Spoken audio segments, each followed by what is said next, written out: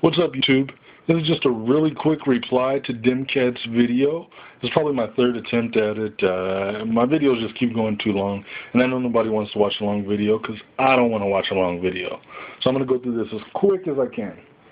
Primary weapon, MMP-15 Sport, and that's going to be running, of course, the mag pull backup flip-up sights with the A2 front iron sight. Being that it is a Sport, you'll notice it has no forward assist and no dust cover. It's been no issue for me, and none of the reviews that I read before I purchased the weapon did anyone seem to have any complaints over not having it, except for the mental anguish of knowing that it's not there. But other than that, it's been fine for me. You'll see I run the single point sling off the back. I know it's on the back of the buttstock. It's designed to go right there at the end of the receiver, and I do have the Tapco mount for it. The reason why I haven't attached it, actually two reasons. Number one, I really haven't had time to. Number two, I'm a taller guy, 6'2", 6'3", so it works for me there. If you're a person, you're probably going to want to go ahead and make sure if you're going to run a single point that you run it right there at the end of the receiver. At some point, I'm probably going to switch it to a dual point anyway, so I probably won't even go through the trouble. You see I've got plenty of mags for it, 7 mags. I've got some, I think they're the Gen 3s, and then I've got the 2 with the window there, and then I've got the others are Gen 2s. Let's see what else I've got going on. I've got a Bushnell TRS 25 red dot that's on order. Hopefully it should be here tomorrow, today or tomorrow, hopefully. Let's see what else I've got going on. This is my full-size service weapon, and that is the Smith & Wesson SD9VE, and that's going to come, I've got 6 mags for it. Let's see. Nice gun. Actually catches a lot of flack on the internet. People like to talk bad about it. Oh, it's cheap. Oh, it's, has a bad trigger. It's a copy of a Glock. That's pretty much the things that you hear. Most of it is really subjective. The one concrete criticism that I hear out of all of that is the trigger.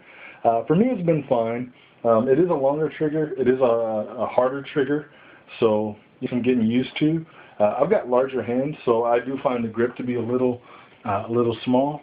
But for the most part, it's a good gun. It does exactly what you ask it to do. It shoots straight, and it doesn't jam up. So.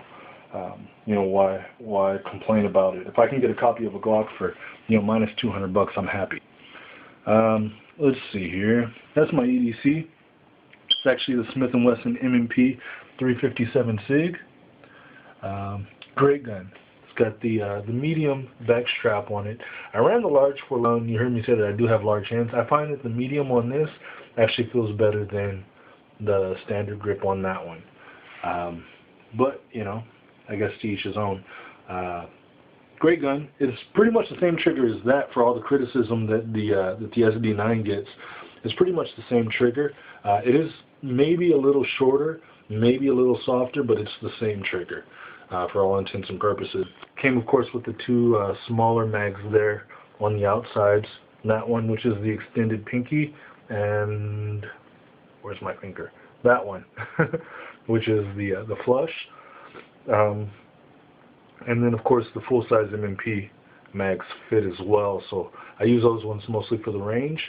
That one I've probably got the least amount of trigger time on, as that's my newest acquisition. Probably got about 100 rounds through it, but, it fires great. For anyone considering, maybe you have a 9, you're thinking about the 357 SIG, it does have a bit more kick, but I like it. I prefer that gun to the SD9. Let's see here. Here's my pocket knife. I'm trying to go quickly because I know you don't want to watch a long video. But that's my knife. It is a Winchester knife. It's got a really nice blade on it. I like the dual blade. It's got the straight edge and then the saw edge. It's all metal. Feels good in the hand. It's got a metal clip, pocket clip. See what else can I say about it? Lightweight. Yeah, nice. It's a nice little knife. Picked it up at Walmart for $5, believe it or not, on clearance. Actually I bought it at Walmart when I was trying to buy ammo. I was sitting there looking at the empty ammo case.